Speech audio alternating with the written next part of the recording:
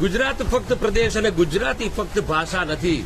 તમે અમારી જ ભાષા બોલો, અહીંયા એવા કોઈ તમાશા નથી. કારણ કે હવેના કડકડાટ બોલે છે, બાકી પહેલેથી આપણે બીજાને અગવડતા ન પડે એટલા માટે પૂછતા કે તુમકો યહાં ફાવતા હે ના, અમારા ગાંઠિયા જલેબી તુમકો ભાવતા હે ના. એટલે આવી મીઠાશ વાળી વાણી છે. બાકી તો અહીંયા સિંહનો ધબકાર છાતીમાં, વીજળીનો ચમકારો આંખોમાં, કોન્સર્ટની ટિકિટ શું હોય, ડાયરામાં રૂપિયા ઉડે છે લાખોમાં. એવા ધંધો કરનાર, ધંધે લગાડનાર, રણ ડુંગર પર્વત બધું જ ધરાવનાર, કુદરત હતું જ્યારે ધરતી ધ્રુજાવનાર, કચ્છી ખુમારીથી બેઠું થનાર એ આ ગુજરાત. કે અમે મીઠું બોલીએ અને મીઠું પકાવીએ, ગરબાના તાલે આખી દુનિયા નચાવીએ. દાળ ભાત અમારે અલ્પ વિરામ છે, છાશ અમારે પૂર્ણ વિરામ છે.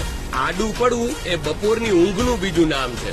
આ ખમતીધર ગુજરાત છે. અહીંયા દૂધમાં પણ કેસર, નામમાં પણ કેસર, કેરીમાં પણ કેસર, અને ધંધામાં જયારે ડીલ કરે ને તો સામેવાળો એટલો જ કે ઓકે સર. કારણ કે અહીંયા બધું વખણાય છે. ગુજરાતી થાળી, ગુજરાતી સાડી, માથે પાઘડી, કાઠિયા વાડી, આટલું જ્યાં બોલું ત્યાં ગજગજ ફૂલે મારી છાતી કે હું અને મારી ભાષા બે ગુજરાતી. જય જય ગરવી ગુજરાત.